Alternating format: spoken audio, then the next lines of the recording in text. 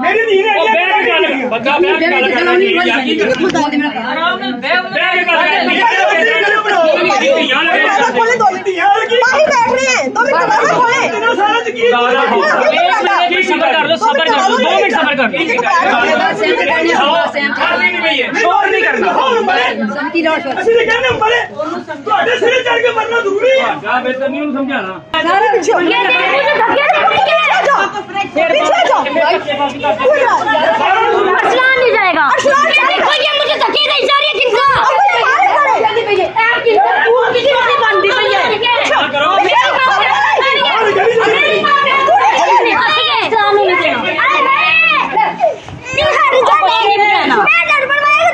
इस्लाम को नहीं देना ट्राम पकड़ लो जा चली जा तेरा बच्चा तो छोड़ो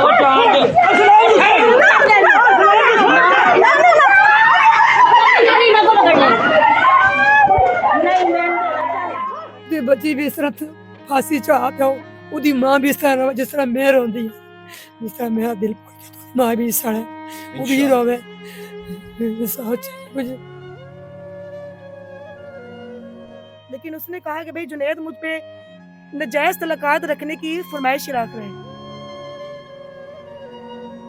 औरतें भी नशे करती थी उधर की, उसकी जो नंद सायरा है वो भी सिगरेट पानी लेती थी दिन रात को। वो ये नहीं कि उनके घर की आजाद मोहर की लड़की थी। वो मम्मा को ये भी कह के गई है कि अम्मी जी मैं इतवार को फिर आऊंगी। थोड़ी देर बाद फिर फोन आ जाता है कि भाई आपकी बच्ची अल्लाह की रजा हो गई है, भाई उसकी डेथ हो गई है।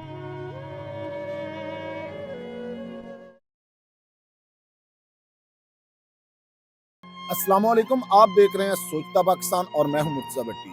नाजरीन, शहर लाहौर में एक और हवा की बेटी को ससुराल खा गया। ससुराल ही क्यों जुल्म करता है। लाहौर के अंदर आए रोज इस तरह के वाकयात रिपोर्ट हो रहे हैं।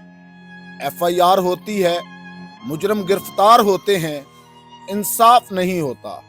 आखिर वजह क्या है। जब बेटियां घर आकर बताती हैं कि मेरे साथ ससुराल में जुल्म सितम हो रहा है, तो उसके बाद सदोबाब क्यों नहीं किया जाता। ऐसी ही एक दर्दनाक वीडियो मैंने अभी देखी। वालिदैन के सामने बेटी पर जुल्म तशद्दुद किया जाता है, लेकिन उसके बाद फिर राजीनामा हो जाता है और आखिर बेटी मौत के घाट उतार दी जाती है। तेरी धी नहीं चुरानी बनी आगे बह जा आराम नाल मेरी धी ने बंदा बैठ के गल करना चाहिए यार की आराम नाल बैठ के गल करनी है बाहर बैठ रहे हैं 2 मिनट दरवाजा खोले सबर कर लो 2 मिनट सबर कर शोर नहीं करना ਅਸੀਂ ਤੇ ਕਹਿੰਦੇ ਮਰੇ ਤੁਹਾਡੇ ਸਿਰੇ ਚੜ ਕੇ ਮਰਨਾ ਜ਼ਰੂਰੀ ਹੈ जा बेहतर नहीं उन्हें समझाना चल जान दे ठीक है ਜੁੱਤੀ ਲਾ ਲਾ ਕੇ ਦੀ मैं कलमे की कसम खा के कहता ਤੁਹਾਡੇ ਹੀ एक मिनट सारा पीछे जाओ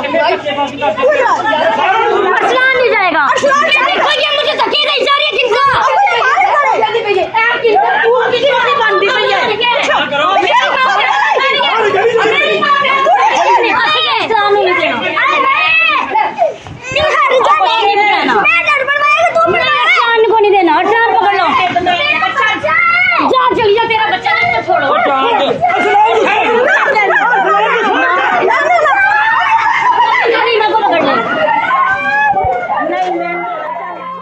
मेरे साथ रिमशा की फैमिली मौजूद है।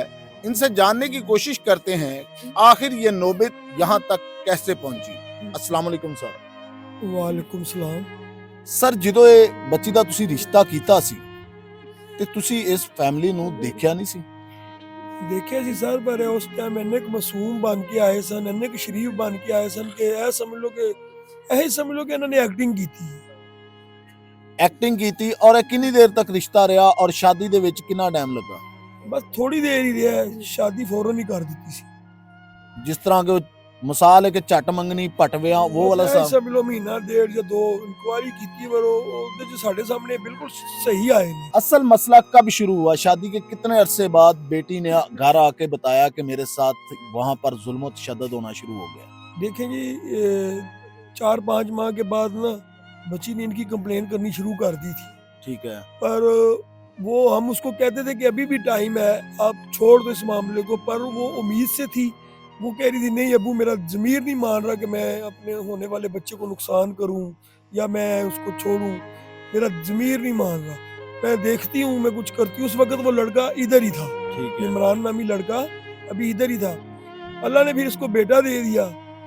वो कहती रही है वक्तन फ़ौक्तन अपने हामिद को, पर वो नहीं उसकी उस तरफ ध्यान दे रहा था, क्योंकि वो अपने घर वालों को, अपनी माँ को, अपने बाप को, अपने भाइयों को, अपनी बहनों को इस तरह समझता जैसे वो कोई एक तौबा नऊज़ के पता नहीं, वो समझते कि मेरा सब कुछ यही है, जो इन्होंने कह दिया वो सच है। मेरी बेटी को वो अहमियत नहीं दे रहा था। जब आपकी बेटी को वहां पर अहमियत नहीं मिल रही थी तो आप कोई बड़ा फैसला लेते, बाकी बुजुर्गों को बिठाते, बेटी को समझाते, तो ये मामला ही खत्म कर देते। सर जी आपको बताया ना कि मैं तो जब वो उम्मीद से थी तो मैंने उस वक्त इसको बोल दिया था, पर वो कह रही थी नहीं अबू, उसके बाद अल्लाह ने इसको बेटा दे दिया और वो और मजबूत हो गई, कहती नहीं अबू मैं ऐसा नहीं कर सकती। अच्छा सर, हमें ये बताएं कि आपकी बेटी पर जुल्म और तशद्दुद के अलावा आपने FIR पर एक लाइन दी हुई है कि उसका जो देवर है या जेठ है जुनेद, वो उसके साथ जिस्मानी तलक बनाना चाहता था, ये आपको कब पता चला? देखें सर, ये जब वो बाहर जो चला गया, उसके घर वाला 2-2.5 साल से वो बाहर है, 3 साल लगा लें, तो उसके ना होने का वो फायदा उठा रहा था।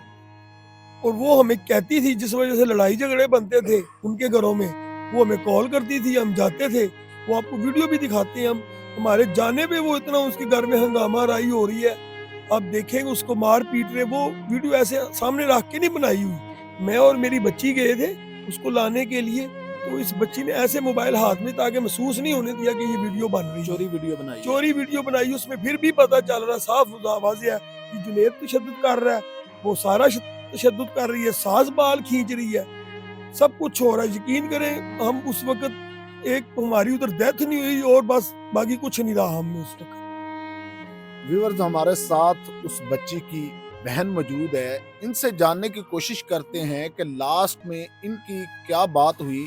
जब शादी हुई तो ये मामलात, बहन अक्सर बहनें सहेलियां होती हैं और बहुत सारी बातें जो वालिदैन को बहनें नहीं बता पाती वो अपनी बहन को बता देती है। इनको कब उन्होंने बताया कि मेरे साथ ये मामलात शुरू हो गए हैं? अस्सलाम वालेकुम बहन। वालेकुम सलाम। अच्छा बहन, आप बताएं आपको कब पता चला या आपकी बहन ने आपको कब बताया कि आपके बहन के साथ वो जुल्म और तशद्दुद कर रहे हैं?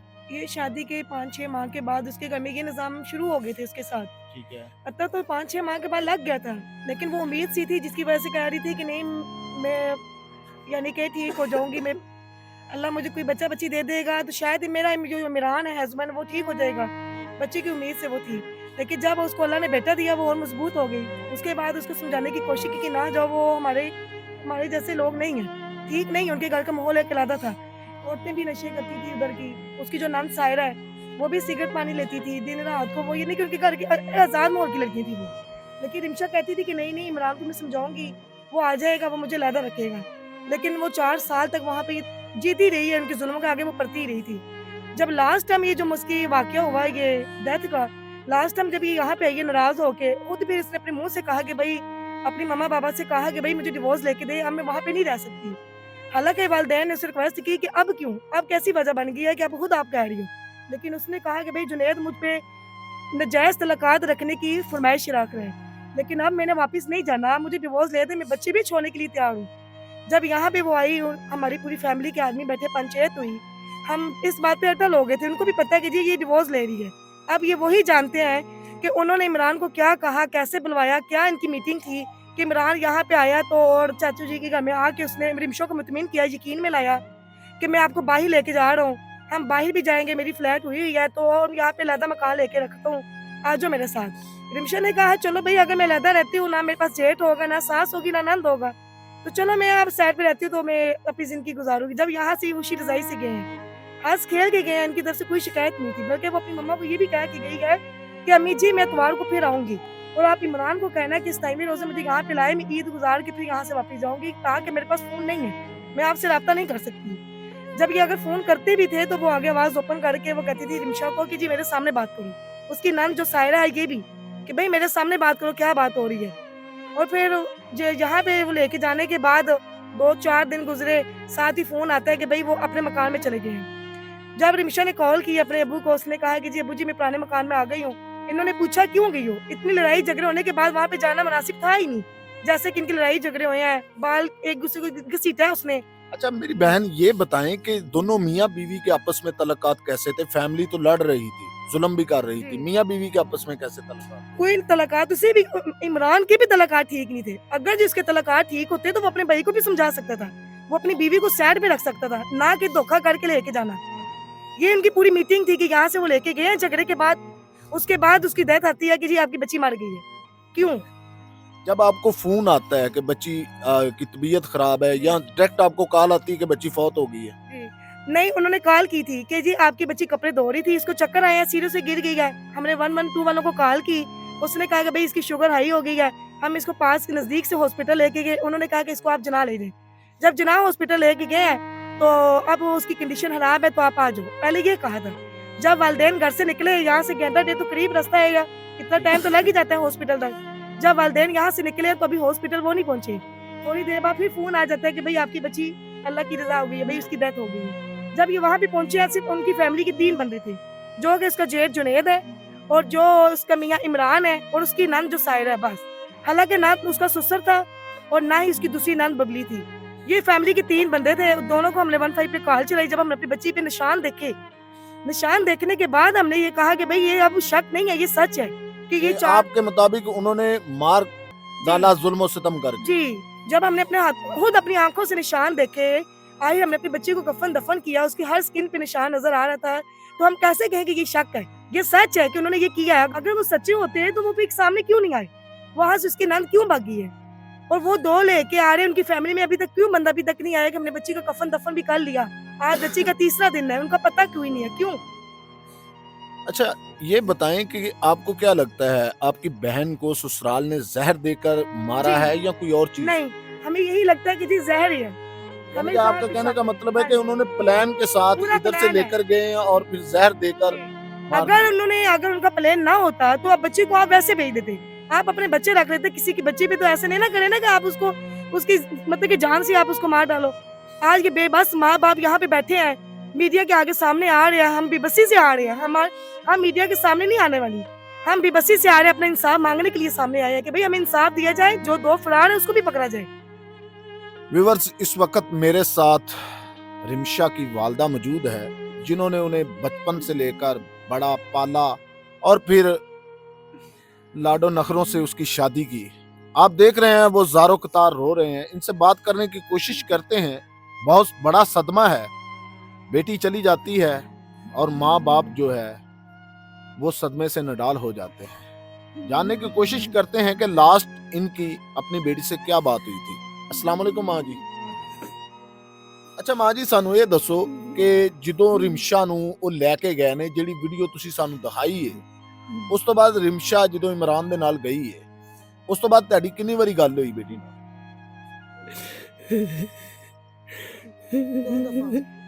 2 दफा बात।